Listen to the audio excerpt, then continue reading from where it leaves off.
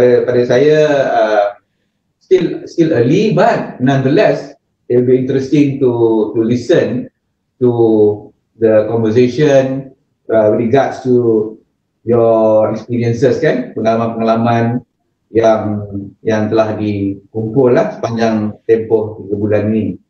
Mungkin maybe towards the end nanti of your tempoh tu nanti, maybe we can have one more session. You see? So current status and then the status dekat ujung tu nanti. Then that will be good also to know and to listen. Dan perkongsian-perkongsian yang begini memang harusnya lah kita teruskan, tak kira walaupun perkongsian begini, dan sebelum ni kita ada banyak juga sesi perkongsian ilmu yang telah berjaya menarik perhatian, minat ramai daripada ahli-ahli biasa. Dan kita mengharapkan akan ada ramai lagi yang sudi membuat perkongsian ini. Tak kira lah apa juga pengalaman tu, tapi kalau kita willing to be open dalam hal ni, dan dapatlah kita sebenarnya menghayati benda ni.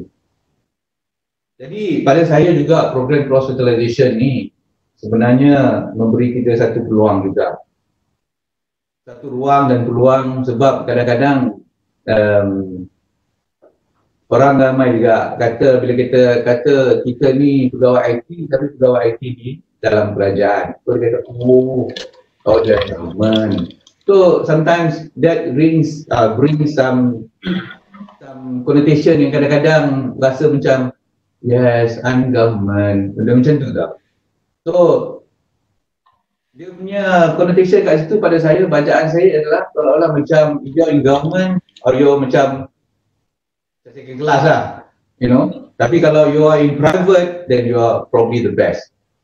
That's why you go into the private sector. Tapi kita tahu, kita join government ni because DNA di government is different. You see? So what we look for dalam pekerjaan di sektor kerajaan ni dia lain berbanding dengan di sektor swasta. You see? Itu sebabnya kita dari segi buat tengok perbandingan gaji pun kadang-kadang kalau kita buat, kita sedar yang di private sector gaji dia orang kebanyakannya at the same level, dan maknanya kebanyakannya lagi tinggi pada kita. Tapi sekarang ni is a peluang, ada ruang bagi kita untuk kita actually share our experiences as well. Okay, kita di government macam mana sebenarnya kita. Itu sebabnya always we try to pick the creme de la creme di antara kita untuk represent us di syarikat-syarikat ni, syarikat-syarikat besar ni. Also to show and share with them that, you know, kita dalam government pun not bad. We are as good as them, if not better. Macam tu. But sometimes kita tak ada opportunity untuk show benda-benda macam tu. This is my feeling, my thinking. So you yang dah dilantik, diberi dipilih untuk mewakili sektor awam di program ini, di syarikat-syarikat itu, you must do your best. Because you are carrying the flag of the civil service. Wakil daripada sektor F dalam pemerintahan awam. So you must carry the flag and do your best. Always perform at your best. This is my thinking. Because you have been given a chance to show them that actually we di dalam pemerintahan awam ni, we are just as good as you are, if not better. Okay. It is by choice that we pick to choose kita nak serve dalam pemerintahan awam as opposed to kita nak serve dalam swasta. It is by choice and it is our choice. Gitu. Alright. Sebab nak pilih pun I'm sure you guys also went through a rigid evaluation process kan. So that's how you pilih. So saya berharap akan ada lebih ramai lagi di kalangan kita, PTM ini yang akan diberi peluang, dan juga ada lebih ramai lagi di kalangan kita yang actually sanggup untuk menerima cabaran-cabaran seperti ini, seperti dalam program cross fertilization or any other program yang mungkin akan adakan oleh pihak kerajaan nanti untuk offer yourself to participate dalam program tu and get the maximum benefit you can from participation dalam program-program macam ni. Itu yang saya harapkan. Jadi semoga perkongsian pada pagi ini nanti akan memberi semangat itu, akan memberi dorongan itu pada kita semua untuk mencuba mungkin di waktu, di lain masa.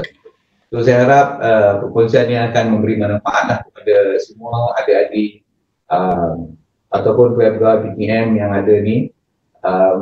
Mungkin akan ada ruangan soal jawab dan sebagainya, gunakanlah sebaik mungkin.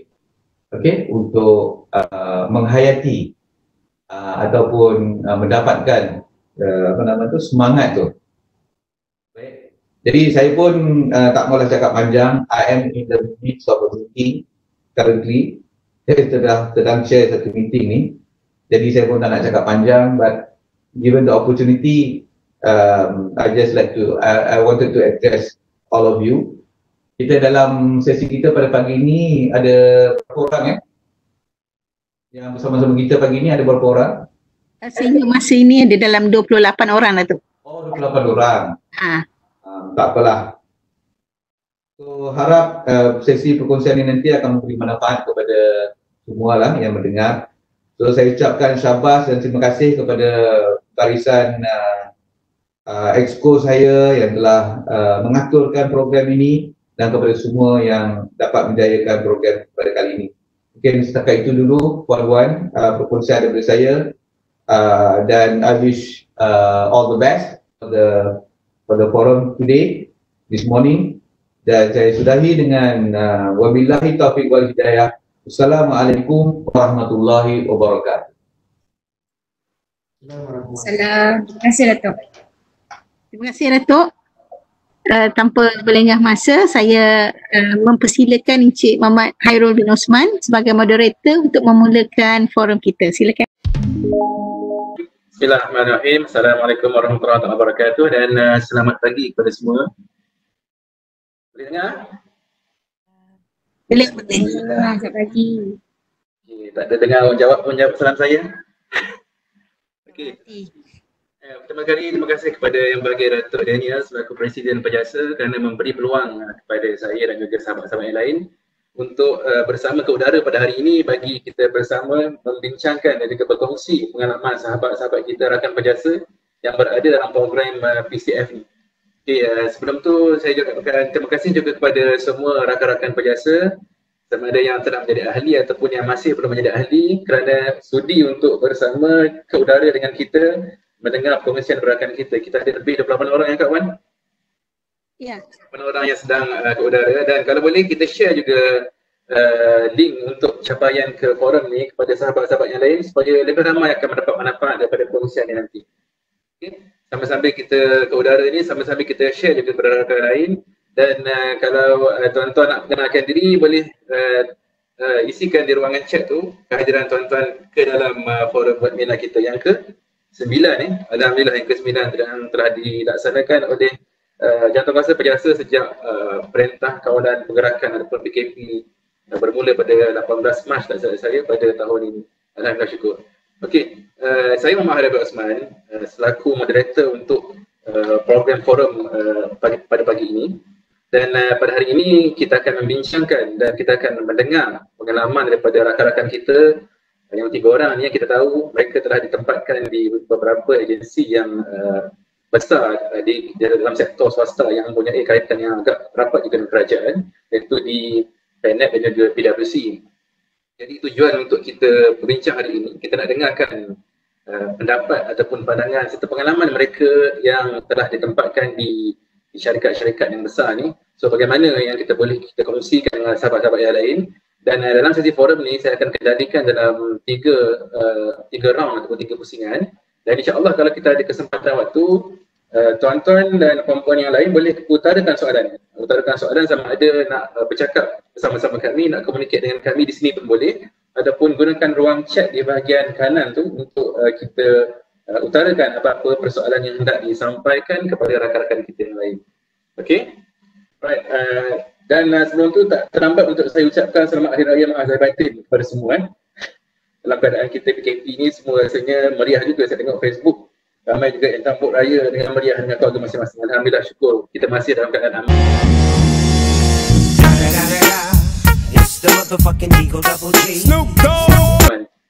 Okey, untuk tidak menghilangkan masa, pertama kali saya nak menjemput tiga rakan kita ni untuk memperkenalkan diri masing-masing. Ramai yang tertanya-tanya, siapa Dr. Nur Aisyah, siapa Rosnaidi, siapa Amir Mokhtar, kan? Nama ni telah mula dibincangkan di BB teman-teman berjasa kita di Facebook dan sebagainya, tapi ramai lagi yang tak kenal siapa tiga permata PTM ni yang mempunyai kelayakan yang terpilih, insan-insan yang hebat terpilih untuk masuk dalam program PCF ni. Bukan mudah Datuk sebutkan tadi, seramai 15 orang yang memohon dan 3 orang ni terpilih. So kita nak kenal juga siapa sahabat-sahabat kita ni. Mungkin kita boleh mulakan dengan Dr. Nur Aisyah.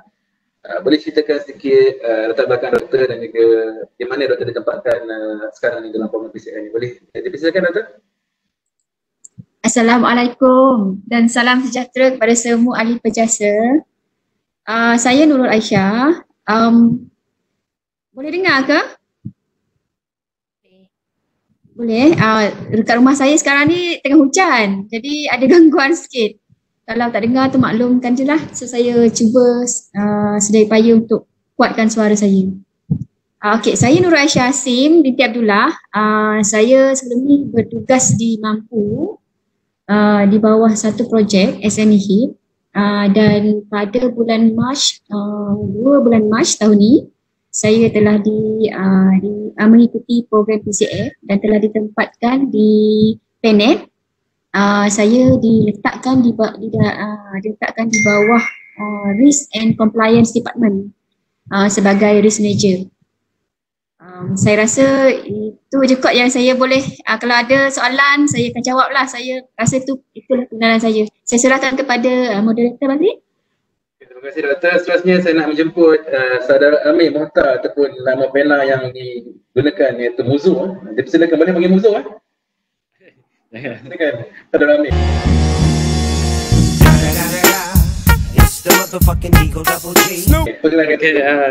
Terima kasih Tuan Moderator. Selamat pagi. Assalamualaikum warahmatullahi wabarakatuh. Harap semua-semua yang ada dalam webinar ni ceria dan gembira selalu. Okey, saya Muzammil bin Mokhtar. Saya agensi sejarah saya bermula di SUK Pahang, kemudian ke RTM dan yang terakhir di MOF lah. Dan seterusnya saya telah ditawarkan untuk PCF ni bermula 2 Mac juga sama dengan Dr. Aisyah di syarikat Penet, Payment Malaysia Sdn Bhd. Dan bermula pada 2 Mac saya dekat sana saya post sebagai Project Manager untuk Cyber Resilience Program Secretariat. So basically tugas-tugas ni berkaitan dengan IT security lah di sana. Saya setuju lah kot. Berkenaan dengan saya boleh perkenalkan buat masa ni lah. So saya serahkan kepada moderator balik lah. Terima kasih saudara Muzu. Dan seterusnya panelis kita yang ketiga, Puan Rosnaidi, boleh perkenalkan diri dijemput. Okay, terima kasih Tuan Moderator. Assalamualaikum dan selamat sejahtera pada semua ahli berjasa yang sedang mengikuti webinar berjasa sekarang ni. Okay. Saya Roslali Kamis. Sebelum ni saya bertugas di Intan Bukit Kera dan sekarang saya ditempatkan di syarikat PricewaterhouseCoopers Associates Sdn Bhd atau lebih dikenali sebagai PwC sebagai Senior Associate di IT Department bermula 2 Mac yang lalu. Okay. Saya pun bercakap kawan saya lain. Itulah permulaan saya. Okay, saya serahkan kembali pada Tuan Moderator. Okay, terima kasih kepada Dr. Aisyah, Amir dan juga Puan Ros di atas perkenalan diri tadi. Untuk peringkat pertama ni, banyak juga tadi Datuk ada kongsikan tentang program PCF ni kepada kita. Mungkin untuk peringkat pertama ni saya nak minta Dr. Aisyah untuk mungkin memperincikan lagi apa sebenarnya program PCF ni, serta apa objektif program PCF ni. Dan kalau kita tahu sebelum ni program ni pun telah dilaksanakan Dan tak silap saya pun dah lama juga wakil-wakil PTM kita tak bersama dalam program PCF ni. Dan kali ini kita diberi peluang untuk menghantar pegawai-pegawai daripada F untuk bersama sertai program PCF ni. Jadi mungkin doktor boleh jelaskan sedikit mungkin dengan terperinci tentang apa matlamat program PCF ni serta bagaimana program PCF ni dikendalikan. Mungkin doktor boleh teruskan. Okey, terima kasih Tuan Moderator. Okey, berhubung dengan PCF ni, sebenarnya PCF ni history dia, pelakukan history dia telah diadakan sejak 1988. Dan sehingga ke hari ini saya difahamkan ada 259 partisipan yang telah menyertai program PCF ni. Cumanya sebelum ni program PCF ni seperti yang Datuk maklumkan tadi, sebelum ni PCF ni lebih kepada skim M dan hanya melibatkan program skim F untuk tahun ni lah, start daripada tahun ni yang mana bermula dengan kita kurang tu lah. Okey, dari segi objektif PCF ni, sebenarnya PCF ni objektif dia adalah untuk memberi peluang kepada staff government untuk merasai experience dekat dekat swasta, macam mana cara bekerja diorang, macam mana environment bekerja dekat dekat swasta. And then satu lagi memberi peluang untuk kepada kami yang PCF ni untuk belajar belajar dari segi cara pekerjaan dia orang, dari segi dia punya attitude, dari segi dia punya culture, macam itulah. Okey, dan diharapkan dengan menghantar staff kerjaan kepada ke swasta-swasta yang terpilih ni akan membolehkan staff ni belajar dan seterusnya kembali ke semula bekerja di kerjaan dengan membawa culture yang telah yang telah diterapkan di swasta itulah. So itu adalah antara objektif-objektif PCF yang dimaklumkan kepada kami lah. Okey, dari segi dia punya dari segi permohonan dia semua tu kan. Okey, actually sebenarnya program PCF ni di bawah JPA. Saya dipahamkan setiap tahun JPA akan mengeluarkan email makluman kepada semua agensi kerajaan. Siapa-siapa yang berminat boleh mengisi borang yang disertakan lah. Biasa dalam email tu dia akan maklum akan ada program PCF dan agensi mana yang akan company mana yang ditawarkan. So sesiapa yang berminat untuk mengikuti PCF ni boleh apply dan seterusnya kalau dipilih akan melalui beberapa proses pemilihan lah. Antara proses pemilihannya adalah diberi interview ni dilaksanakan sendiri oleh company itulah. Itu antara tapisan terakhir sebenarnya. Sebelum tu ada lagi tapisan sebelum tu. Tapisan sebelum tu dari segi kita kena hantar kita punya kita punya resume, kita punya tiba-tiba terlupa pula saya. Kita punya CV kita. And then based on CV tu JPA akan pilih untuk panggil interview dan interview tu akan dilaksanakan oleh company tu lah. Saya rasa itu sahaja yang saya jelaskan. Kalau ada soalan, kalau tak memadai, kalau ada soalan, ada yang boleh bertanya lah. Saya serahkan kepada moderator balik. Okay, terima kasih doktor. Kalau kita dengar doktor punya penerangan tadi, bukan senang sebab kita ada beberapa tapisan interview yang tak akhir sekali akan interview oleh pihak syarikat ya doktor. Maksudnya pada saya itu merupakan satu peluang yang keemasan yang diberikan kepada sahabat-sahabat kita yang 3 orang ni, kerana bukan mudah sebenarnya untuk terpasti prasyarat untuk PCF ni. Dan untuk Cik Ami mungkin Cik Ami boleh share sikit bagaimana suasana ketika interview bersama dengan pihak PNET ni, sebab kita tahu tapisannya agak ketat nak tengok CV dan juga nak tengok, mungkin Cik Ami boleh share sikit apa yang ditanya dalam interview tu supaya kita boleh sama-sama ambil pengalaman Cik Ami. Okay, terima kasih Ron. Okey, saya tambah sikit yang bab sejarah tu tadi sebab besok pada ada saya berhubung juga dengan orang JPA, orang lama di JPA tu. So yang tadi ada mention tadi dalam 259 kan sejak daripada tahun 1998. So far daripada 259 tu pada masa tu ada lebih kurang dalam 28 orang kandidat yang daripada grade F yang pernah join lah PCF pada zaman tu.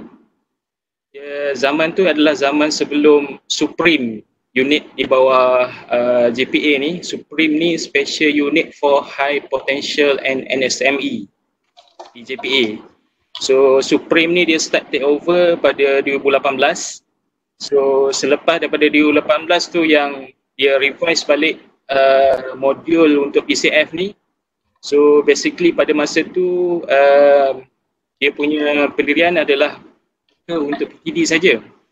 And then bila comes to KPPA kata open to all skill. So that's the thing yang datang balik ada tawaran untuk yang buka untuk post bagi F ni lah. Dan sehingga selepas daripada tu yang bermulanya tahun 2020 ni adalah sesi yang merupakan sesi refreshment bagi PCF ni. So kaedah dia punya modul dia tu berbeza daripada pelaksanaan sebelum ni lah.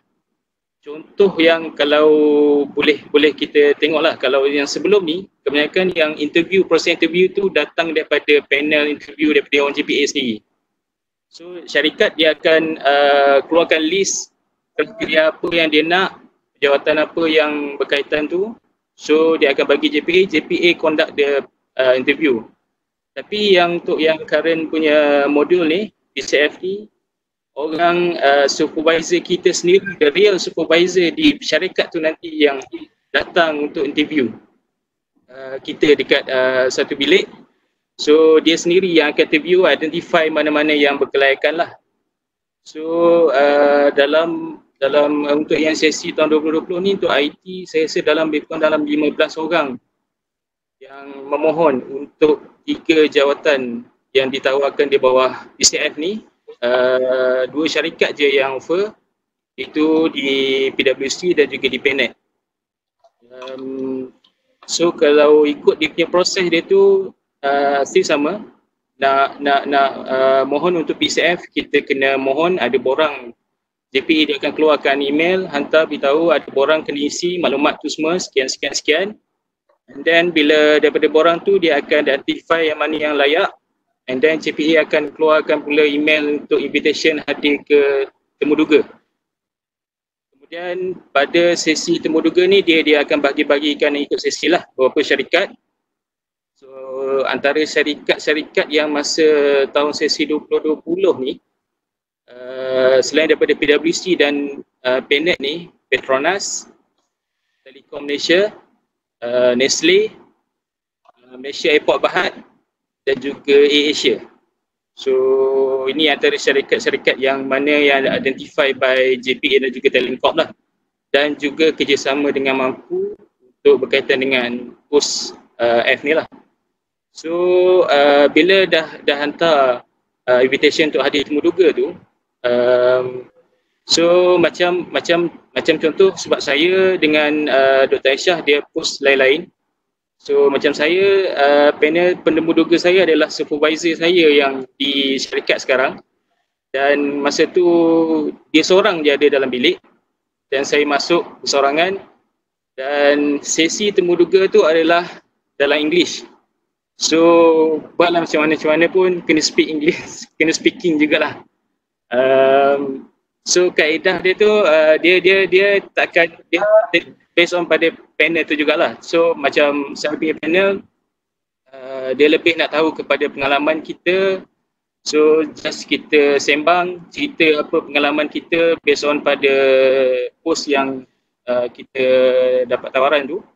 So daripada situ juga kita sembang kita punya pengalaman semua in English, semua pengenalan diri daripada mana, and then anything yang kita nak tahu, apa benefits yang kita dapat daripada syarikat tu, sama proses dia macam proses temuduga kita masa mula-mula masuk kerja tu. So dia macam comes back to kenangan balik lah masa zaman mula-mula nak cari kerja tu kan. Bila interview, macam ni. Bila dah lama dah tua ni rasa ingat, susah juga bila interview ni kan. So daripada situ kita terangkan tu, and then selepas proses temuduga tu, dalam masa lebih kurang dalam 2 minggu lebih, dia akan keluarkan result lah. So daripada result tu nanti dia akan dia panggil untuk session onboarding lah. So dekat situlah baru kita kenal dengan antara kita ni siapa yang juga terlibat lah. So yang bertuahnya adalah daripada 15 orang yang tahun ni punya sesi, 3 orang daripada skim F dan 12 orang tu daripada skim PDD lah. Kan ya. Saya cerita part tu dulu lah, part on the Temuduga tu dulu lah. Pertama Okay, sikit baik. sebelum memohon di JPA tu, ada kenal pasti ke ataupun adakah JPA dah nyatakan syarikat apa yang bakal di-attach nanti masa PCM? Okay, dia pada borang tu sendiri sebenarnya ada pilihan. Dia dalam iklan dia tu dia ada dah beritahu dah syarikat apa, kemudian jawatan apa. So kita boleh dalam borang tu boleh pilih 3 syarikat yang kita nak lah kepada kita lah. Tapi terpulang lah, walaupun kita skim F, kita rasa kita nak pergi dalam bidang HR ke, bidang sales ke, terpulang pada kita. Apply je lah. Sebab dia open to all scheme. Sebab ini yang berkaitan dengan program PCF yang dianjurkan oleh JPA saja. Sebab PCM ni sebenarnya kalau ikut kepada ketua perkhidmatan masing-masing. Ada setengah yang dibuat sendiri. Macam di JKR dia ada dia punya PCF dia sendiri. So yang itu dia akan uruskan sendirilah. Yang ini yang PCF diuruskan oleh JPA. So masa permohonan tu JPA kata memang pos-pos yang banyakkan PTD tu memang ramai lah apply, bukan setakat PTD saja, lecturer pun ada apply. Sebenarnya. Tapi cuma mungkin kurang promosi di kalangan F tu, kurang yang memohon lah sebenarnya. Kalau berdasarkan kepada sejarah yang Doktor dan juga Cik Amir ceritakan tadi, kita nampak bahawa program ni adalah dirancang oleh pihak JPA. Betul kan? Betul. Macam kita tahu sekarang ni kita punya F kita sendiri adalah dikendalikan oleh pejabat kita, dikendalikan oleh pihak mampu. Okay. So mungkin Ros boleh respon sikit. Bagaimana dari segi pemilihan syarikat-syarikat ni, adakah dimaklumkan kepada pihak peserta ni nanti untuk attachment ni dengan syarikat-syarikat ni mesti berkaitan dengan bidang-bidang ICT dan skop kerja tu Cik Amir katakan tadi kita boleh memilih skop kerja kita sendiri, betul untuk attachment nanti. Dan adakah diberikan keutamaan kepada skop kerja yang berkaitan dengan IT since kita pun dah berada di mampu dan program ni dihostkan di JPA, mungkinkah akan datang nanti program ni akan berterusan berada di bawah mampu ataupun di JPA? Mungkin di situ boleh share sikit dari segi perkongsian penempatan di sana dalam segi teknikal dan juga dari segi bukan teknikal yang dibuat sekarang. Okey, terima kasih Tuan Moderator. Okey, semasa iklan PCF ni dikeluarkan oleh pihak JPA, bagi kita ni di skim F sebenarnya ada beberapa syarikat saja yang memerlukan PCF di bawah skim F. Okay. Dan kami dikendaki memilih lah 3 syarikat yang kita berkenan dan kita apply. Cuma bila di pihak GPA, mereka ada buat macam kita panggil apa, saringan jugalah. Berdasarkan kita punya kelaikan ataupun berdasarkan pembacaan GPA dengan kita punya CV, pihak GPA akan membuat saringan, memastikan calon-calon yang akan ditemuduga ni adalah menepati dengan kita panggil job description di syarikat-syarikat tersebut. Okay, macam contoh di PwC untuk bahagian IT, calon yang ditemuduga adalah seramai 7 orang pada masa tersebut. Okay, so saya ditemuduga orang yang kedua lah. Dan setelah ditemuduga, saya pun ditemuduga oleh supervisor saya yang di PwC ni. Okay, dan memang sepanjang tempoh kita di interview tu memang kita akan ceritakan tentang pengalaman apa yang kita buat sepanjang kita kerja di kerajaan lah. Dan dari situ sekiranya kriteria yang syarikat tu pilih tu menepati dengan calon-calon tersebut, so kami akan berada di dalam shortlisted lah. Dari shortlisted tersebut lah pihak GPA dan juga syarikat tu akan pilih lah. Dan kami dihubungi setelah keputusan tersebut dicapai lah. Macam tu. Maksudnya semasa interview tu adakah pihak syarikat ni ada brief juga job description yang akan dilaksanakan di sana nanti? Betul. Ya. Macam saya job description saya adalah lebih kepada IT dan projek yang saya handle adalah untuk membantu ketua IT tersebut dalam memastikan keseragaman dalam SOP mereka lah. Okay, sebenarnya ramai yang bertanya di bahagian chat tu. Banyak juga yang bertanya soalan-soalan ni, tapi kita simpan dulu soalan ni.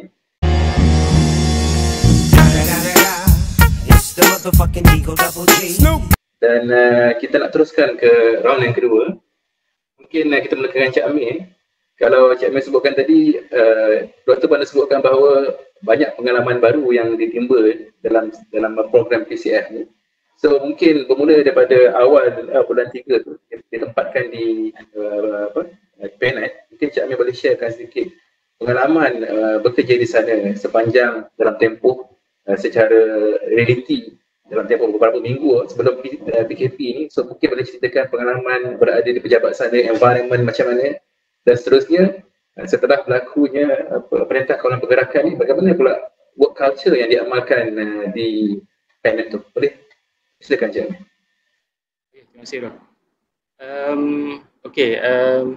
Kalau ikutkan sebenarnya saya sempat juga ada di pejabat selama lebih kurang dalam 2 minggu je lah. So selepas tu ada perintah Kawalan Pergerakan tu. So start daripada 17 Mac tu sehinggalah sekarang dan masih lagi pihak pengurusan beritahu akan dimaklumkan kelak by end of this month whether kalau kata kita nak boleh masuk pejabat ke ataupun tak lah. So basically dalam tempoh 2 minggu tu nak kata banyak sangat tu, hingga round tu pun dengan semua orang pun tak berapa nak kenal sangat lagi, tapi within dalam organisasi tu kita kenal-kenal jugalah sebab dia berkaitan dengan kerja kan. Tapi the thing is bila comes to government ni kita kena accept bila dalam government grade 41 ke atas kebanyakannya ada setengah agensi yang, tapi kebanyakan so far kalau kata 44 ke atas tu ada bilik. Tapi di sana semua open space. So masa tu saya dapat satu meja, kebetulan pula meja tu berhadap dengan supervisor saya. Jadi memang nak buat macam mana tahu, kena buat macam look like busy jugalah masa tu. So memang open space, orang lain semua nampak. Jenis dia kalau ada kubik pun jenis kubik rendah. Kalau government kubik tinggi kan. So macam-macam boleh tampal macam-macam tu kan. Tapi sana kubik jenis kubik rendah. So kepala keluar lah, akan nampak masing-masing. Dan kalau ikutkan pada masa on the first day tu, masa mula-mula masuk situ saya dengan Dr. Aisyah, kita terus dibawa oleh ke HR. HR terus bagi taklimat berkaitan dengan jawatan dekat situ, apa yang kita kena buat. Masing-masing kena isi borang untuk kad akses, kemudian kena isi borang berkaitan dengan HR untuk jawatan tu semua. And then on the first day tu juga kita terus dapat kad akses untuk masuk office. Dan juga selepas daripada tu dia bagi taklimat tu semua, and then dibawa kita pergi jumpa dengan bos HR kat sana, HRM. Kemudian selepas daripada tu bawa berjumpa dengan unit bahagian yang berkaitan tu, macam saya di ISD, IT Security Department, di bangunan yang berbeza. Sebab di Bangsa South tu dia Penat ni ada 2 bangunan yang terlibat, tapi dia bukan satu bangunan lah, dia floor je lah. Ada satu lagi bangunan tu yang bangunan kebanyakannya dia Penat lah. And then saya ada bangunan yang satu lagi. And then bila sampai dekat situ je, dapat tempat duduk, kenal-kenal antara semua orang. Sebab basically dia syarikat Penat ni mostly kebanyakan asalnya, sebab dia daripada FPX dengan MyClear, Maps dengan MyClear, Maps dengan MyClear, asal company dia tu. And then dia merge, jadilah syarikat Penat ni lah. So dulu-dulu sejarah dia tu memang Penat ni kebanyakannya adalah Malays, kebanyakan Melayu lah. Banyak budak-budak Melayu yang hebat-hebat lah dekat situ. So and then started from 2015-16 lah itu, and then dia start tarik daripada orang luar. dia bukannya maknanya banyakkan dia dah balance lah antara Malay dengan non-Malay lah dekat situ. Dan on the same day tu juga masa saya dah dapat tempat duduk tu, and then IT kat sana terus bagi notebook untuk digunakan dekat situ. So notebook dia memang spek power gila lah saya rasa. Sebab kalau duduk kat kerajaan government rasa tak ada dapat notebook spek RAM 16GB kot. Memang puas hati lah. So and then once dia bagi notebook tu is something that going to be yang kita kena ambil maklum bahawa once dia bagi notebook means that kita kena boleh bergerak bekerja daripada mana-mana je. So bersedialah sebab it is mobile. So memang dia galakkan juga notebook tu dibawa balik ke rumah sebab kita tak tahu apa aku berlaku. So masa tu memang syarikat pun dah bersedialah dengan keadaan tu. Kemudian kat sana juga kami dilayan sama macam staff-staff lain juga. So dia tak adalah macam nampak kita orang ni orang luar macam tak boleh lah nak access kat situ, tak boleh nak access ni. So they are very welcome. Dan even though kalau kata dekat situ in term of all the documents yang ada dekat dalam syarikat tu juga dia bagi untuk access, kita review, and then dia juga bagi peluang untuk kita sama-sama bantu untuk bagi idea untuk review the document jugalah. So macam antara yang sempat saya buat masa sebelum dalam tempoh ni, saya create untuk incident response playbook untuk data breach dan juga ransomware lah. So it is interesting sebenarnya sebab biasa kita buat incident response punya prosedur je. Tapi this is more spesifik kepada actual case lah. Sebab threat yang paling banyak diterima oleh syarikat yang melibatkan financial ni adalah dari segi melibatkan yang data breach dan juga ransomware lah. So from ransomware tu sendiri itself sebenarnya dia boleh comes to data breach juga. So benda tu yang sangat-sangat dirisaukan di syarikat tu. Even though pada notebook tu sendiri pun saya tak boleh cucuk PHP untuk transfer file. Memang masa tu mula-mula masuk tu memang Allah leceh gila tu sini. Nak transfer data pun tak boleh. So dia memang tak allow untuk gunakan USB drive tu. So kalau ada keperluan untuk transfer data daripada mana-mana, daripada mana sumber, so kita akan pergi hanya pada satu workstation pada setiap floor. So dekat dalam workstation tu dia itself akan auto scan thumb drive yang kita cucuk situ, and then dia akan sharekan dalam network drive. So masing-masing sendiri boleh tarik data daripada situlah. Dan part lain yang menariknya sebenarnya dari segi pantry dia, saya suka sangat pantry dia. So pantry dia konsep open space, dia tak ada orang jual makanan kat situ, and then ada makanan free yang mana-mana yang bersedekah sama dengan macam orang government juga kan, kita sama-sama bersedekah. And then ada juga jualan kecil-kecilan dekat tepi-tepi tu yang mana rasa nak beli, boleh beli. And then yang paling best tu dapat air free flow untuk minum air kopi lah. So memang ada satu mesin kopi dekat situ, free flow je lah. Kalau kata rasa nak ngantuk ke apa, pergi je lah bawa mug sendiri, pergi dekat mesin tu, so buat sendiri.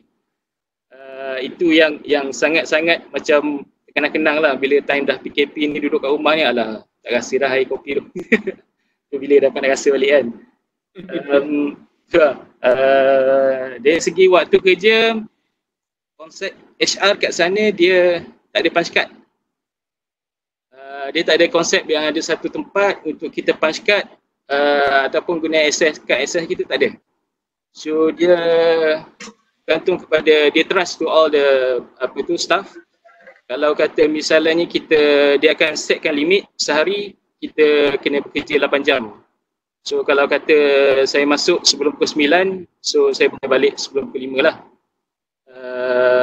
So kalau kata lebih daripada pukul 9, kita nak masuk dalam office tu, kita boleh tap kad access tu tapi kena masuk nombor PIN. Itu je yang dia create the security punya measure lah.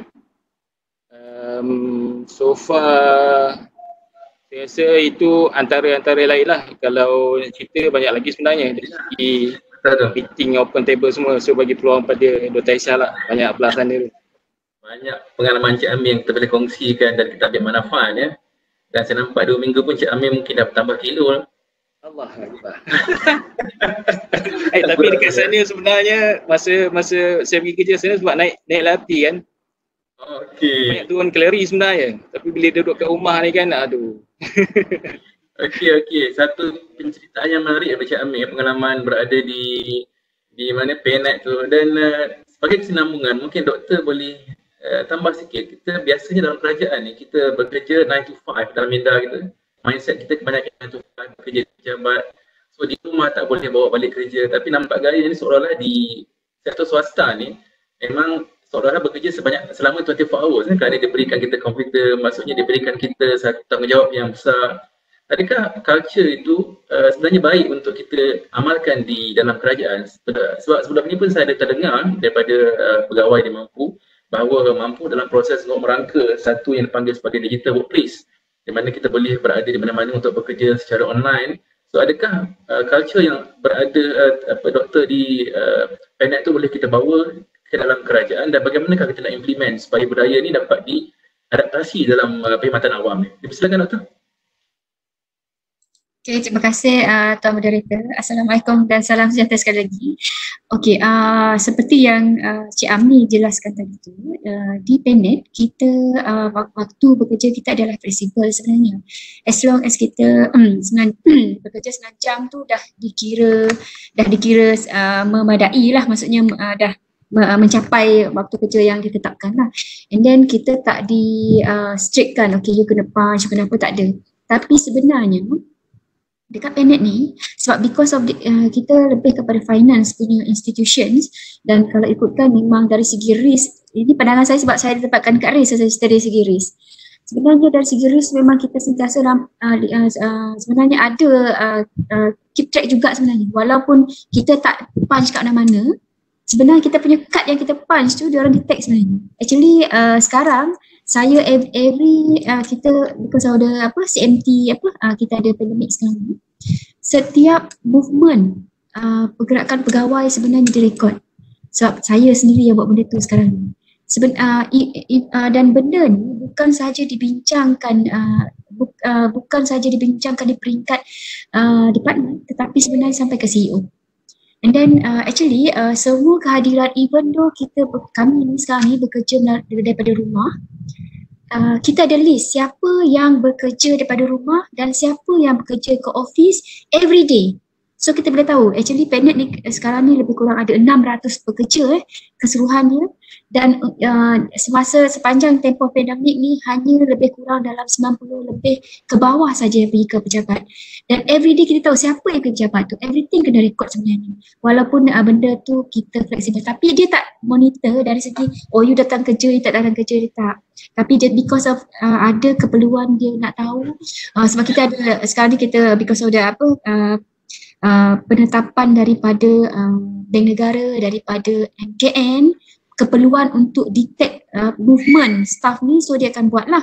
So apa yang saya nak sampaikan kat sini, dari segi flexibility tu dia lebih fokus kepada objektif setiap, sebab every staff dia ada dia punya task masing-masing, dan setiap task ni dia ada due date dia. Dia tak kisah you buat macam mana, you nak buat dekat orang rumah, you nak lepak dekat cafeteria pun tak apa, as long as setiap task yang diberi due date dia siap lah. Dia macam tu dekat environment dekat Penet, dia macam tu. Dan satu lagi, sebenarnya apa yang saya nampak kat Penet ni, kita setiap staff dia masuk di daftar saja, dia dah diterapkan dengan dia punya culture. Contohnya semasa kami register hari tu, masa kami register and then HR bagi introduction berkaitan dengan Penet kepada kami, dia apa yang ditekan kat dada adalah 6 core kompetensi. Ada 6 core kompetensi yang ditekankan, dan 6 core kompetensi yang ditekankan ni sebenarnya dia akan masukkan dalam prestasi kita.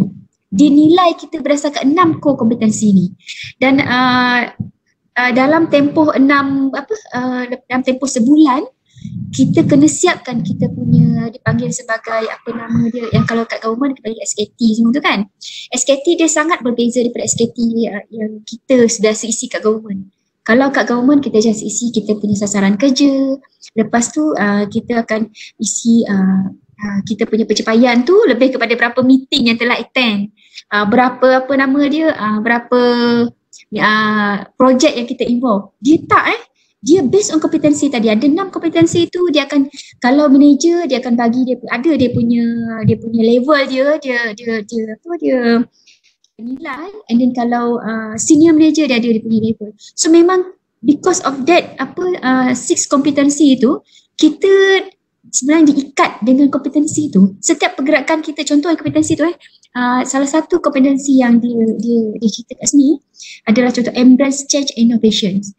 Kita akan prestasi kita akan dinilai berdasarkan kompetensi ni. Dalam kompetensi ni dia ada dia punya description pula. Contohnya dia untuk yang embrace change and innovation ni, pertamanya identify opportunity, new ideas, drive, execution. Maksudnya bila kita ada kat sini, kita punya penilaian dinilai based on benda ni. Dia tak dinilai berdasarkan berapa projek tu kita, paper yang kita dapat, tak. Dia nilai best. That's why walaupun dia tak letak kita, dia tak monitor kita punya kehadiran, dia monitor yang tu. So kita jadi macam memang kena struggle lah untuk make sure performance kita bagus. And then satu lagi, dia dari segi kemudahan macam yang macam yang Cik Muzammil cakapkan tadi tu, memang dari segi kemudahan memang dia sediakan yang terbaik. Dia bagi kita notebook, the highest spec, dia bagi kita everything, kemudahan yang kita nak. Even saya masuk-masuk je, saya dimaklumkan dengan supervisor saya, okay, we already subscribe the whole package of package daripada one of these institutions, training institutions. So I boleh access dalam training tu, I boleh go every chapter ada 200 berapa syllabus yang saya boleh masuk dalam dan join dia punya classroom, and then boleh ambil exam. So dari segi, maksudnya dekat sini dari segi kemudahan, dari segi knowledge, explore knowledge, dia memang pulang kat you untuk you belajar, semua ada. Cumanya kita kena utilize benda tu, and then kita kena contribute kepada kita punya kerja lah. Itu yang saya nampak lah. Okay, saya ada nampak soalan kat sini. Boleh jawab soalan ke macam mana ke? Tunggu dulu soalan ni. Kita kumpul dulu soalan ni. InsyaAllah kita akan cuba sampaikan soalan ni di akhir sesi pembincangan nanti. Boleh ya, Doktor? Boleh. So adakah saya menjawab soalan moderator ke saya terlepas simpang ke macam mana? Saya tertarik dengan 6 core kompetensi yang disebutkan doktor tadi, tapi mungkin nak diulas satu-satu tu tak cukup masa. Mungkin kita boleh usulkan dalam sesi kedua ataupun doktor boleh tuliskan sedikit nanti share dalam Facebook biasa apa 6 core kompetensi tu. Boleh. Apa yang saya boleh buat, nanti saya emailkan dia punya core kompetensi tu kepada contoh SKT yang kita orang ada sekarang ni. Saya boleh share kepada tuan moderator, and then boleh share kepada pejasa. Saya rasa yang tu template dia bukannya satu yang sulit lah. Maksudnya di format dia lebih memfokuskan kepada kita sebut sebagai human capital ataupun human development, skill development instead of output yang kita boleh ukur dari segi projek. Adakah macam itu, Doktor?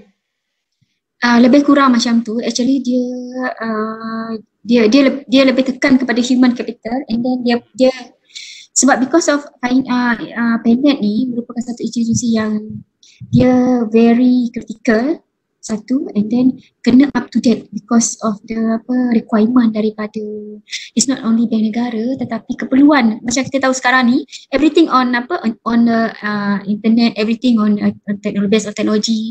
Macam salah satu produk yang PENET ada sekarang ni, macam pernah dengar tak, Duit Now. Actually Duit Now, Maps, everything actually one of the PENET punya produk sebenarnya.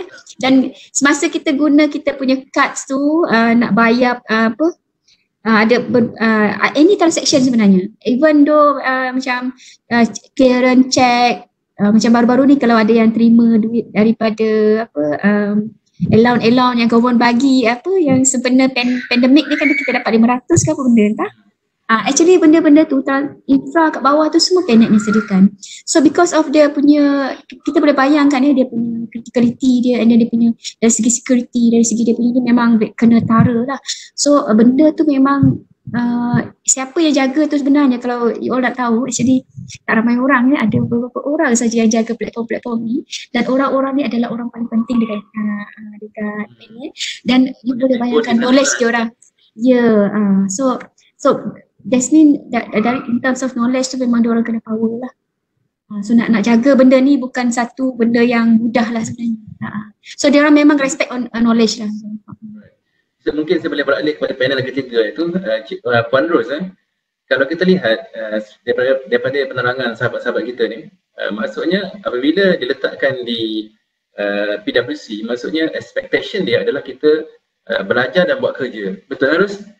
Dan dalam proses 2 minggu berada di pejabat tu, terlalu pantas rasanya nak pick up dengan environment, dengan budaya kerja, dengan new teknologi yang dia perkenalkan di sana, mungkin difference dengan environment kita di government. So macam mana nak adapt dengan situasi yang terlalu cepat tu. Dan satu lagi, dalam 2 soalan, satu lagi, kalau kita lihat PwC ni memang kita tahu terkenal dengan consultation ataupun syarikat ataupun agensi perundingan yang juga ada projek dengan kerajaan, memberi consultation dalam development of katakanlah blueprint government dan sebagainya. Dan budaya consultation ni pendapat saya agak kurang diterapkan dalam kerajaan. Maksudnya kita lebih kepada output oriented. Kita nak buat sistem, kita terus kepada apa kita punya expectation on output yang kita nak buat. Kita kurang dari segi research on requirement, research on what is the real needs of the citizens untuk kita pastikan aplikasi digital kita ni betul-betul terima rakyat. So mungkin Cik Ros boleh kongsikan dari aspek consultation ni betapa pentingnya kepada kita dan bagaimana kita nak adaptasi dalam budaya kerja kita supaya kita memastikan apa yang kita nak hasilkan nanti adalah sebenarnya mengikut persepsi ataupun kehendak sebenar rakyat. Dipersilakan. Okay, terima kasih Tuan Moderator. Saya jawab soalan pertama dululah tentang experience ataupun pengalaman saya selama tempoh 2 minggu sebelum PKP. So dalam tempoh 2 minggu tu memang saya rasa saya terima satu macam kita panggil culture shock lah. Okay, sebab environment kerja di PwC memang sangat berbeza dengan environment kerja di kerajaan lah secara umumnya. Okay, di mana dekat PwC mereka mengamalkan macam paperless dan dia lebih buat satu kerja tu semuanya gantung dalam satu sistem yang besar lah, sistem PwC yang besar, di mana dia menggunakan konsep single sign on SSO. So contohnya saya diberi satu laptop dan once saya login laptop ni, saya automatik akan login ke semua sistem yang ada di dalam PwC terhad kepada sistem yang boleh saya akses lah sebenarnya. Okay, sebab ikutkan tak semua saya boleh akses. Saya hanya diberi kebenaran untuk akses sistem yang kebanyakan staff-staff PwC gunalah. Okay. Dan di PwC memang kalau kita tengok dia menggunakan sebagai contoh dia menggunakan Google Suite untuk kerja-kerja harian dia. So bila guna Google Suite tu, so every team product adalah semua yang berkaitan. Contohnya macam Google Meet untuk buat virtual meeting. Jadi kat sana konsep sana memang kurang menggunakan tempat perbincangan sebenarnya. Mereka lebih suka kepada virtual meeting. Dan meeting yang dilaksanakan pun begitu pantas dan pendek. Dan selalunya meeting akan settle dalam tempoh 1 jam je. Sekali dengan dia punya permasalahan dan juga dia punya ni lah, punya outputnya lah, terus berbincang dalam tempoh 1 jam je. Okay. So untuk yang lain-lain tu saya rasa sama juga macam Cik Muzamid jugalah. Dekat PwC pun ada juga kafe. Okay. Dan kopi yang diberi pun memang running coffee lah kita panggil. Bila-bila masa je kita boleh ambil. Dan Sedap. Okay. Okay. Yang tu boleh kau implement nanti dekat kerajaan. Okay. Dan saya rasa yang lain tu memang kalau ikutkan sepanjang 2 minggu tu memang saya pun kedudukan meja saya pun berhadapan dengan supervisor saya. Okay. So first saya pun kena macam Cik Muzamil jugalah. Okay. Okay, kita kena buat busy. Ya, okay, macam tu. Okay, dan kalau ikutkan, apa yang saya nampak culture yang begitu ketara adalah dari segi mereka di PWC, mereka tidak ada, kita panggil hang around. Maksudnya datang ke tempat mereka, orang nak cicit-cicit, tak ada macam tu. Tak ada konsep macam tu.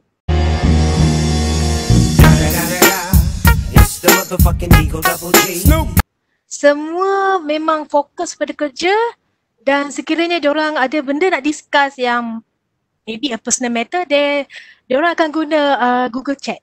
Macam tu lah. Ataupun Google Hangout lah sekarang ni, famous ni. Macam tu. So kita ni sepatutnya kena duduk diam-diam je lah dekat workstation kita. Macam tu lah. Okay. Untuk soalan yang kedua tentang consultation Okay. Ikutkan untuk IT department, kami memang tidak involve secara langsung untuk consultation sebab di PwC sendiri dia ada consultation team dia sendiri. Okay. Dan cuma berdasarkan apa yang saya lihat lah dalam tempoh 2 minggu saya bekerja tu, sebab lepas tu saya kena work from home dan bila work from home memang kita kita pun tak nampak lah apa orang lain buat kerja semua lah kan. Okay. So berdasarkan apa yang saya perhati tu memang consultation yang diberi oleh PwC, saya rasa mereka tu begitu systematic. Okay. Di mana bila diberi ataupun kata je ada attach dengan mana-mana company lain untuk buat some research ke, sebab PwC memang terkenal dengan dia punya data analitik, okay, dia memang terkenal dengan dia punya consultation team dia, okay, dia quite famous lah dalam kata dia punya output dia lah, dia punya documentation pun memang mantap lah sebenarnya cerita. Okay. Sebab mereka tu telah di train telah diasuh kot saya rasa.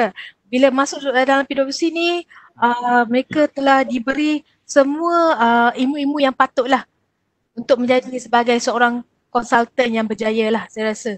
So bila diorang memberi satu-satu consultation tu memang memenuhi kehendak klien tersebut. Cuma saya tertarik tadi Ros ada sebut tentang very documented dan very structured. Kalau kita lihat based on pengalaman saya dalam kerajaan ni, mungkin rakan-rakan pun boleh bersetuju dan boleh argue juga. Kebanyakan kita ni memfokuskan kepada output oriented, right? So sampai satu masa bila kita dah keluarkan kita punya produk, kita tak boleh execute, tak boleh run produk tersebut because of kita sebutkan tentang restriction from the documentation ataupun tidak ada polisi yang menyokong pada pelaksanaan produk ni. Even tak ada satu perkeliling yang menyokong untuk perluasan produk. So benda-benda gini sebenarnya sedikit sebanyak merugikan pihak kerajaan sebab kita dah keluarkan modal, dah keluarkan resources. So dah put all resources untuk develop that particular system, for example. Tapi at the end of the day tak dapat dilaksanakan because of restriction on documentation. So mungkin Cik Ros boleh ulas sedikit bagaimana untuk kita bawa balik dalam kerajaan ni dan bagaimana untuk kita merangka balik strategi kita bagi memastikan setiap produk yang kita laksanakan betul-betul dapat dilaksanakan dalam peringkat pelaksanaan nanti. Boleh tambah sikit? Okey. Terima kasih Tuan Moderator. Okey, sebenarnya walaupun saya sebut mereka PwC adalah systematic dan juga documented, tapi saya dah sebut awal-awal tadi mereka ni adalah paperless. Bila paperless maksudnya memang mereka bergantung kepada sistem yang telah sedia ada di dalam PwC itu. Jadi bila mereka membuat kerja sebagai contoh dekat sana memang digalakkan menggunakan Google Product lah. Okay. So sebagai contoh menggunakan Google Docs. kalau kita di kerajaan selalu ni kita akan menggunakan Word. Actually tak kisah pun, Word ataupun Google Docs sebenarnya sama. Cuma dari segi pelaksanaan tu saya nampak ada beza sikit. Okey, contoh kalau kita di kerajaan, kita biasanya kalau kita buat contoh lah, kita buat very simple memo. Kita akan buat memo dalam Word and then kita akan print bagi kepada supervisor kita ataupun bos kita untuk review ataupun untuk amend lah. Kalau ada amend kita kena betulkan lah. Macam tu. Tetapi konsep di PwC dia lain. Mereka menggunakan Google Docs, just one file yang sebenarnya kita panggil, satu file Google Docs. Kata contoh saya buat pemula lah untuk report. Contoh saya akan create satu report dalam Google Docs, saya dah type and then saya email mengatakan okay, saya telah buat dalam Google Docs tu dan minta supaya saya tu lihatlah, okay, review lah. Tetapi mereka review atas dokumen yang sama. Jadi saya rasa begitu kita mengurangkan jugalah penggunaan kertas sebenarnya dan masa. Sebab kita just focus in one dokumen saja. Dan semua yang telah everyone yang telah komen atas report tersebut, dia ada Google Docs tu boleh keep track. So saya rasa penggunaan Google Docs ni dalam dalam kita buat laporan tu begitu baguslah bagi saya. Sebab kita boleh keep track siapa yang telah memberi idea ataupun telah membetulkan dokumen tu sebelum tu lah. Jadi saya rasa itu yang saya kata very documented sebab kita fokus pada satu dokumen. Jadi bila kita kalau ikutkan praktis di kerajaan, memang kalau kita punya dokumen agak tidak tersusun sikit lah kalau ikutkan. Sebab apa? Kita terlalu banyak subversion. Okay? Bila di PwC, they use only one single file saja. Tapi kita di kerajaan menggunakan banyak version. Saya rasa ramai kot yang setuju dengan saya cakap ni. Okay, untuk round ketiga, untuk maklumat semua, sekarang kita sedang live dengan 3 rakan penjasa kita yang berada untuk program attachment PCF ataupun program cost fertilization, iaitu Cik Amir daripada daripada PANET, Dato' Aisyah daripada PANET dan juga Puan Ruslaini daripada PwC. So mereka ni sedang menceritakan dan berkongsikan kepada kita berkenaan dengan pengalaman mereka berada di ketiga-tiga tempat yang dinyatakan tadi. Okey, sebagai round terakhir ataupun round ketiga, boleh tak kalau saya request kepada para sahabat kita yang lain, kita nampak ramai dah masuk tak silap saja lebih 42 orang Kak Wan. 42 orang tapi saya tak nampak pun muka masing-masing. Kalau boleh mungkin boleh share video sikit, kita nak berkenalan dengan rakan-rakan penjasa kita. Boleh tak? Kita request untuk round ketiga ni semua share video sikit yang ada video. Supaya kita boleh kenal. Saya okey. Hai Mazwin, nampak Mazwin nama dia duduk belakang tu tak nampak. Siapa lagi boleh share video untuk kita ramai-ramai kenal. Mana tahu jumpa di mana-mana nanti. Okey. Kalau boleh kita share video Alright, saya nak berbalik kepada Cik Amir.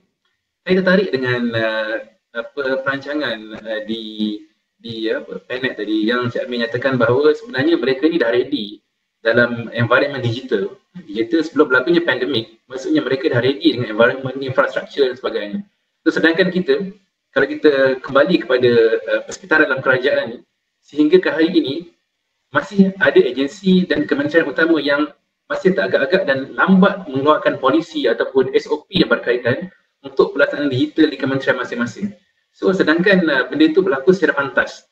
So mungkin Cik Amir boleh share dari segi preparation sebelum berlakunya pandemik ni, bagaimanakah infrastruktur dan juga bagaimanakah persiapan yang dibuat yang boleh diadaptasi dalam environment kerajaan sebenarnya. Sebelum kita tak nak lah, seolah-olah dah berlaku situasi bencana, barulah kita nak cari kenderaan untuk menyelamatkan diri. Kita nak bersedia peringkat awal. So dari segi infrastruktur, dari segi kita punya polisi, mungkin Cik Amir boleh share apa yang kita boleh implement di kerajaan nanti. Terima kasih Roh. Okay, new norm ni kalau ikutkan bila berlaku pandemik baru ni, di PANET ni tidaklah benda tu sesuatu yang mengejutkan lah bagi saya lah, sebab dia bila arahan PKP tu keluar start 17 Mac tu, sebenarnya everything is already in place lah. in term of dia punya preparation on the infrastructure sendiri, in term of working collaboration amongst the staff sendiri pun dah memang already semua in place. Contohnya sebab currently sekarang ni di Penet dia orang guna Office 365 plus Microsoft SharePoint dan juga Microsoft Teams untuk dari segi working collaboration lah. So macam di PwC tadi dia banyak guna Google Suite kan. So di Penet ni mungkin duit sikit lah. So daripada situ sebenarnya kalau kita di government pun sebenarnya bila tengok pada lesen Microsoft tu alamak budaya lah belaka.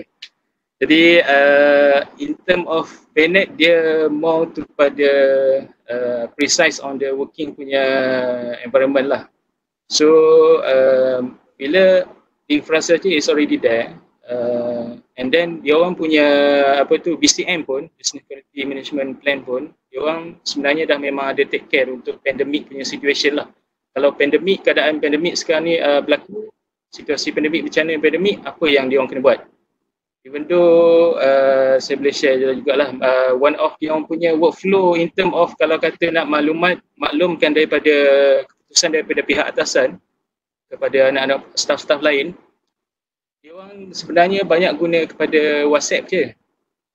Kalau ikutkan daripada bosses from the top management, dia orang akan WhatsApp dalam group dia orang, and then daripada group bosses ni semua dia akan derive turun ke bawah through WhatsApp je. So any instruction internally lah, so internal instruction semua dia akan guna fully utilize untuk group WhatsApp tu lah. Sebab apa dia guna WhatsApp, tak sure jugalah, mungkin WhatsApp dari segi encryption ke dari segi kawalan mungkin ada dari segi tu lah sebab pilihan dia orang. And then dia punya peranan HR kat sana sangat aktif lah sebenarnya, sangat proaktif. So once bila berlaku je PKP tu, 17 Mac tu dia dah shoot email lah kepada semua staff apa yang dia kena buat.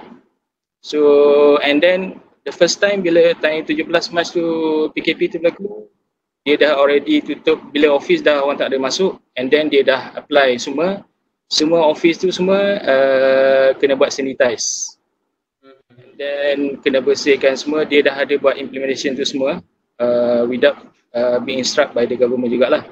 So dia ada inisiatif dia sendiri, and then dari segi staff pun dijaga.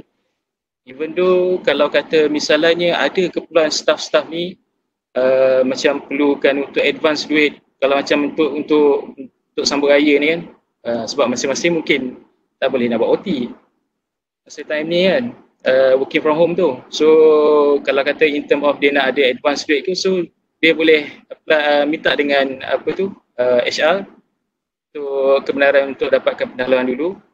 And then kalau kita perasan dalam government, sebab bila kita working from home ni, kita guna nak buat video conference, video call ni semua pakai internet, kita bayar sendiri. Kalau kata government ni bosses bolehlah claim yang grade 4 ke atas. Saya ingat yang ada dia punya kelayakan dia 4 ke 8 ke atas. So boleh claim kelayakan untuk claim bil telefon kan. Tapi untuk yang 41 ke bawah tak boleh lah, tapi nak kena paksa juga, nak kena bermesyuarat through VC, video conference. Tapi di sana dia benarkan untuk staff yang grade bawah, grade yang bukan PNP lah, sana dia senior management, dia senior officer semua. So grade yang bawah-bawah ni boleh claim dengan maksimum tertentu lah. Saya tak ingat dalam 100 ke 200 lah dalam Dr. Aisyah. So dalam nilai tertentu tu, so dia boleh claim. So sebenarnya HR tu really take care of their staff jugalah. And then in term of infrastructure memang already in place. And then dekat sana pun semua dokumen semua online. Sama bila kalau guna Microsoft Teams ni, kita tahulah sama juga macam konsep Google tu tadi, Google Doc tu. So everything kalau kata kita create the document, process of review, approval tu semua through online melalui Microsoft Teams tu. So dekat situ semua dibuat revision, and then bila berlaku dalam keadaan pandemik ni, masing-masing dah working from home, macam mana dengan kes-kes yang buat training. Sebab masa saya dengan Dr. Aisyah tu sebenarnya sebelum ni kita orang ada masuk join training untuk project management, basic project management. So hari pertama tu sampai tengah hari je kot. Sebab pagi tu kerjaan buat pengumuman PKP akan dilaksanakan. Jadi esok tu memang tak masuk office dah. Sepatutnya kalau ikut usul tu 3 hari. Jadi nak tak nak terpaksa cancel and then diorang buat secara online training benda tu semua. So bila infrastructure is already there, so benda tu tak ada masalah lah bagi diorang. And then yang terbaiknya saya rasa yang diorang ni, diorang ada satu jenis yang sesi berkongsi knowledge tu, sharing knowledge. Sesi sharing knowledge tu nanti dia akan buat macam kalau ikutkan macam semalam dia orang sharing knowledge untuk buat automated punya test case. Dia orang ada buat satu, dia ada guna satu tools untuk buat automatic test case. So dia open to certain department. So dia akan demo macam mana nak guna itu semua. So masing-masing boleh faham lah, boleh bertanya itu semua. Dalam masa yang sama dia orang menggalakkan masing-masing untuk sharing the information among each of the department jugalah.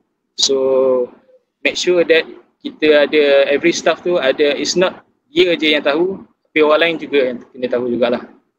So saya nampak dekat situ, dekat PNET tu persediaan tu ada, tapi on the hiccup, on the planning side belakang tu untuk HR tu kita tak nampak lah.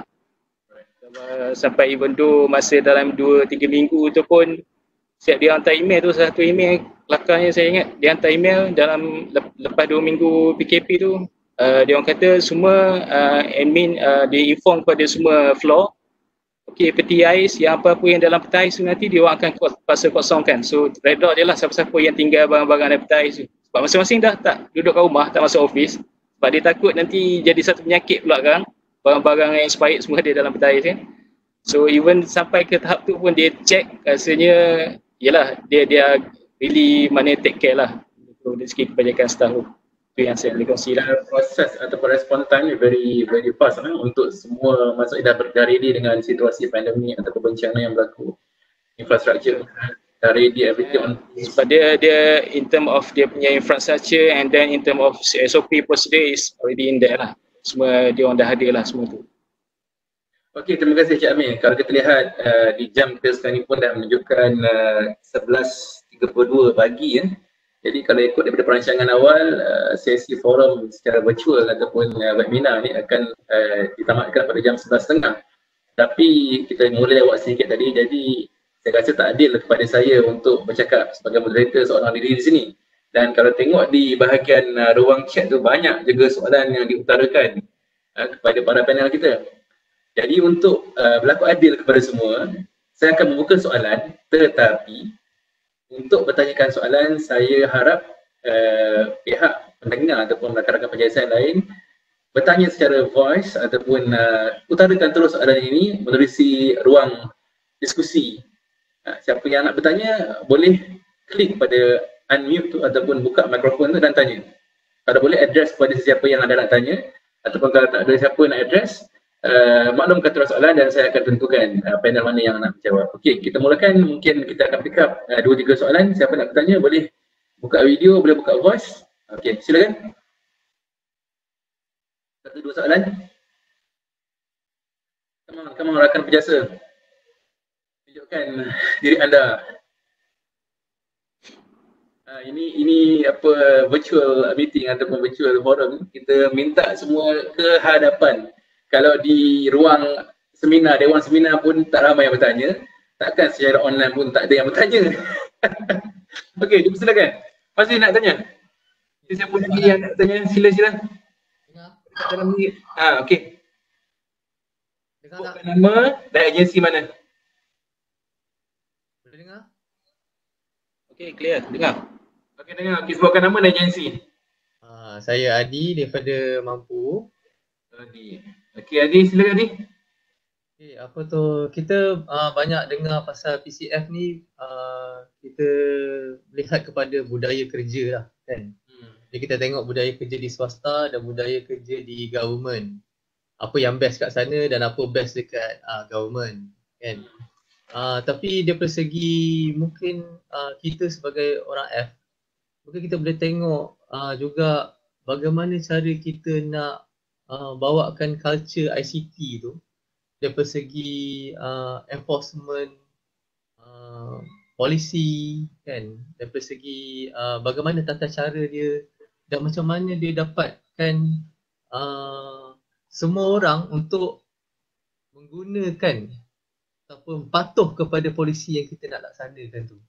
Contohnya lah, katalah macam sekarang ni saya terfikir satu mungkin polisi perolehan kan. Polisi perolehan kita tu mungkin terlalu banyak proses ke, kita boleh singkatkan proses perolehan tu macam mana cara swasta buat dan kita boleh di samping tu tak mengganggu lah, maksudnya daripada segi apa kita nak jaga daripada segi perolehan tu supaya tidak kebocoran rahsia tender tu mesti terbuka kan. Tapi mungkin ada cara-cara yang di pihak swasta lakukan yang kita boleh tambah baik proses ICT kita, maksudnya perolehan ICT, pelaksanaan polisi-polisi keselamatan, the culture. Kita mungkin tak ada lagi the culture ICT culture polisi ke kan.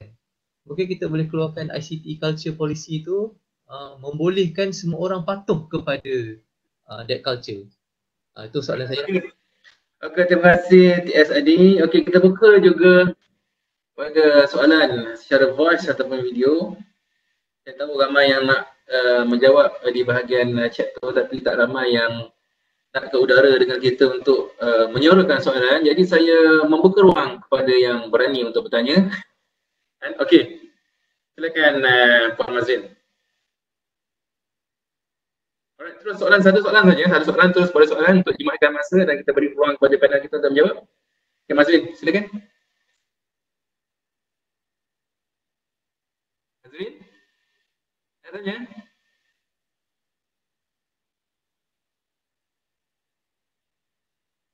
Hello? Ada siapa nak tanya lagi?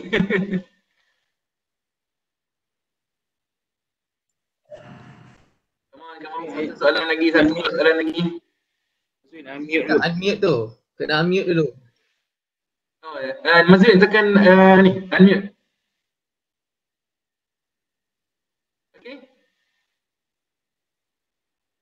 Okey, kalau tak ada soalan kita minta doktor untuk respon sikit.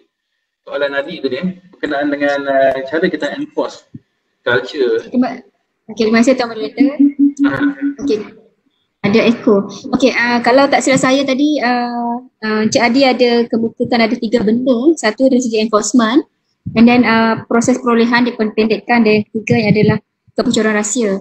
Okey, saya nak jawab soalan untuk enforcement. Untuk enforcement ni sebenarnya di PENET kita ada 3 layer of kita panggil sebagai 3 layer of defense.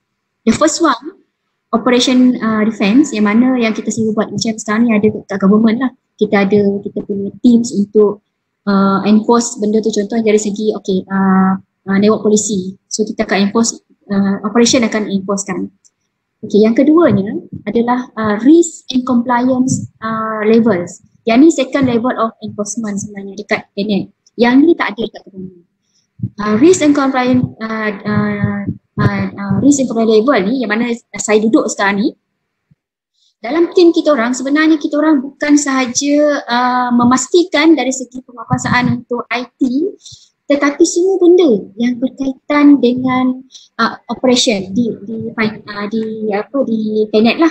Seperti yang Cik Muzamil maklumkan tadi kan, sebenarnya orang bertindak cepat, infrastruktur semua dah ada.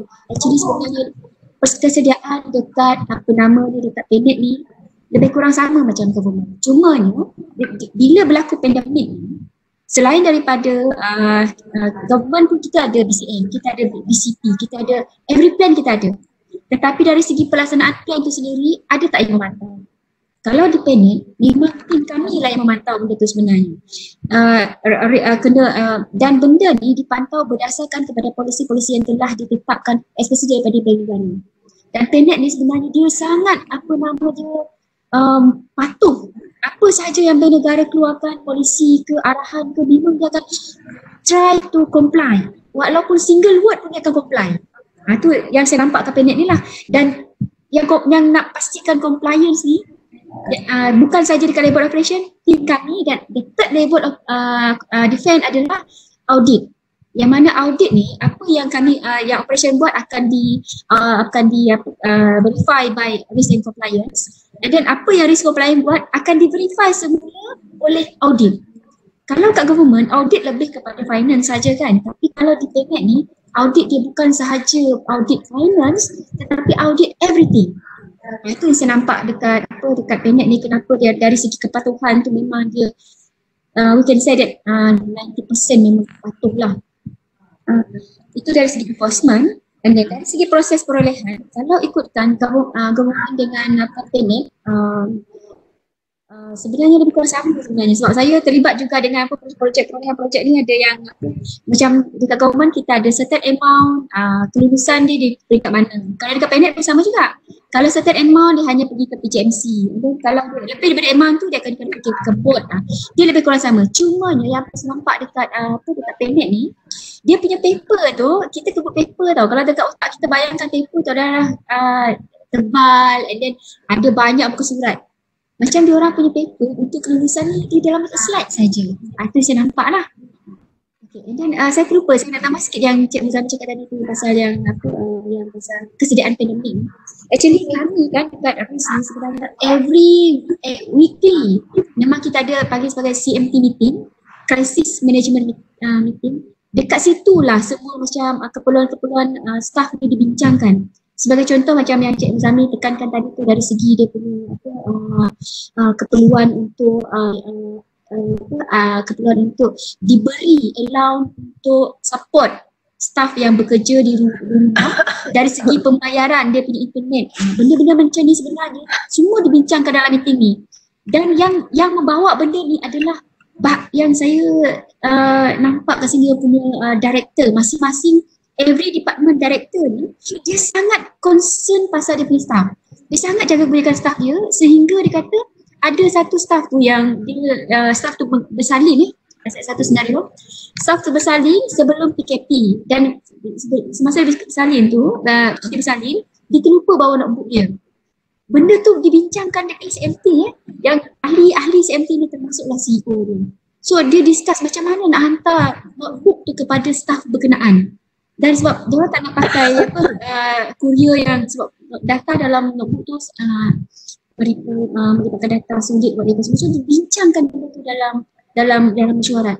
Bukan sahaja itu yang dibincangkan dalam itu saya sebutkan tadi tu.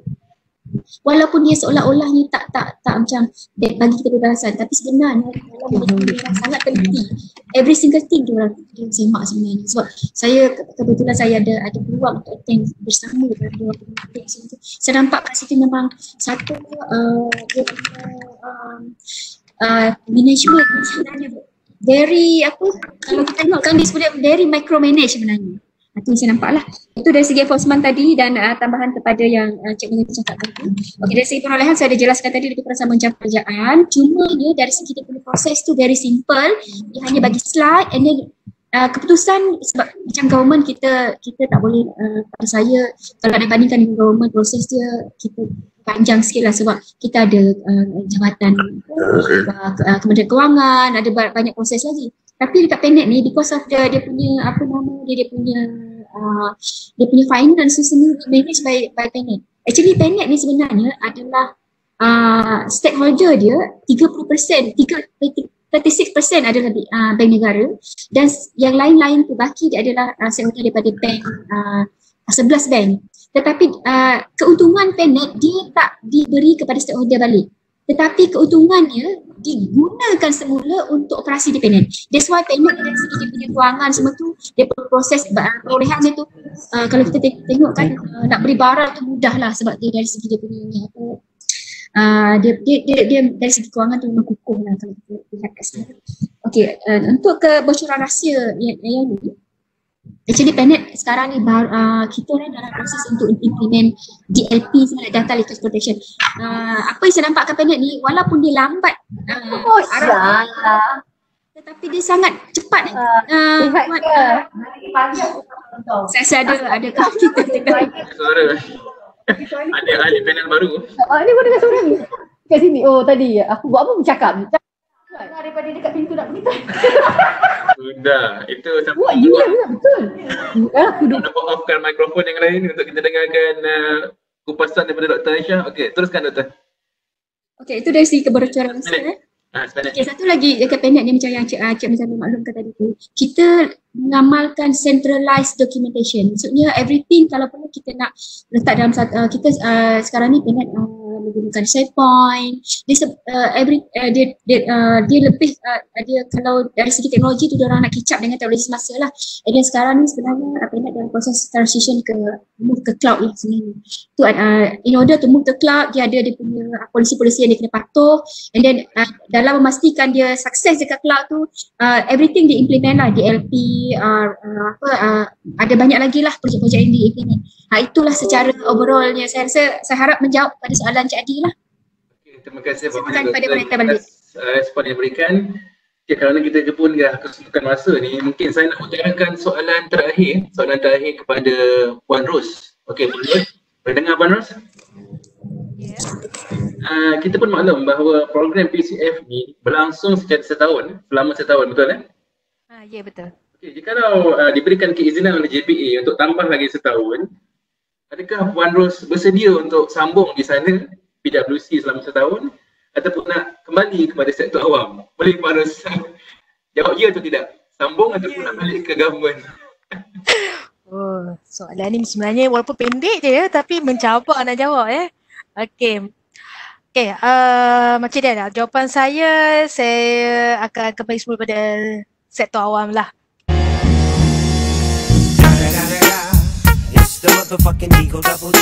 Kita bagi peluang lah kepada kawan-kawan kita di skim F ni untuk mengikuti PCF ni. Alright, okay, terima kasih. Maksudnya kembali itu bukan bermaksud rasa macam tertekan di sana kembali kerana memberikan peluang kepada rakan F yang lain, dan saya rasa di sini ramai yang berminat untuk menyertai PCF ni. Okey, kerana kita dah habiskan lebih kurang sejam setengah untuk kita berforum pada hari ini, dan saya rasa saya akan tamatkan di situ. Cuma apa yang boleh saya simpulkan bahawa program ini merupakan satu inisiatif daripada pihak JPA yang mana kita sebagai ahli berjasa ataupun PTM ni sepatutnya kita mengambil kesempatan ini untuk kita sertai dan kita ramai-ramai apply kalau akan dibuka pada masa akan datang. Kalau tengok daripada statistik yang dikongsikan oleh sahabat kita tadi, hanya 15 orang PTM, 15 orang daripada 2,000 lebih PTM yang apply untuk menyertai program PCF ni. Walaupun kita tahu penempatan tu hanya minimum, hanya 3 orang, tetapi jika ramai yang apply, mungkin JPA akan nampak potensi ataupun keinginan F ni untuk bersama-sama menyertai program-program ini. So mungkin akan ditambahkan lagi kuota. Jadi saya harapkan jikalau akan dibuka lagi program sebegini, lebih ramailah kita untuk sertai, untuk apply, untuk memohon untuk bersama-sama kita di attachment di pihak swasta. Dan saya yakin dan percaya banyak perkara positif dari segi tadbir urus, dari segi organisasi dan terutama sekali dari segi teknikal yang kita boleh bawa balik ke dalam kerajaan untuk dilaksanakan di dalam kerajaan, khususnya bagi kita tambah baik perkhidmatan di sektor awam. InsyaAllah setakat ini sahaja forum pada hari ini. Sekali lagi saya ucapkan terima kasih kepada pihak berjasa kerana memberi platform kepada kami untuk berdiskusi pada pagi ini, serta khususnya kepada para peserta yang menyertai forum pada pagi ini, iaitu kita ada lebih 40 orang lebih 40 orang, satu pencapaian yang baik untuk permulaan. Dan insyaAllah jikalau ada request ataupun ada peluang lain, kalau boleh disyarahkan kepada pihak jawatankuasa, mungkin kita boleh sambung dalam forum yang berbeza dan terpulang pada pihak jawatankuasa. Dan terima kasih sekali lagi kepada semua kerana menyertai, dan terima kasih kepada penjasa kerana menghostkan sesi forum secara virtual ini menggunakan platform Webex. Dan akhir kata daripada saya, selamat hari raya Azhar batin, segala yang baik datang daripada Allah SWT, dan segala kekurangan dan kelemahan adalah di atas kelemahan diri saya sendiri. Wassalamualaikum warahmatullahi wabarakatuh. Dan Waalaikumsalam warahmatullahi wabarakatuh. Terima kasih moderator hari ini, Cik Hairul, dan juga 3 panel kita yang kita bawa sepentas secara virtual. Banyak soalan. Saya ingat satu topik yang menarik juga. Cuma bilangan yang join ni saya rasa the next batch yang akan interested kepada program PCF.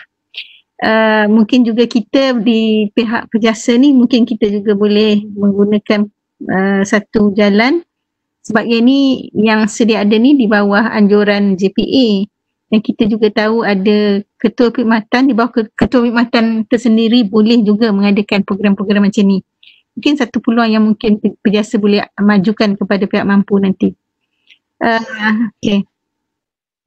Sebelum kita menutup majlis, ada 2 iklan, ya. Satu mengenai pembayaran yuran, ya, kepada yang masih tertangguh untuk tahun ni ataupun ni. Yang kedua ialah sila ikuti program Pejasa yang berikutnya. Kali ini sangat berlainan. Kita akan bawakan bukan secara webinar, apa juga benda yang anda ada sekarang di tangan yang secara gambar dan sebagainya simpan. Kita ada program dan juga pertandingan berkaitan semasa anda PKP, bagaimana anda bekerja, apa pengalaman anda dalam PKP dan sebagainya. So tunggu, stay tune with us always. Pejasa sentiasa bersama anda, ya. Kita jaga kita, ya Hairul. Okay. So terima kasih semua menghadiri program kita hari ini. Saya sudahi dengan Assalamualaikum warahmatullahi wabarakatuh. Terima kasih. Waalaikumsalam warahmatullahi wabarakatuh.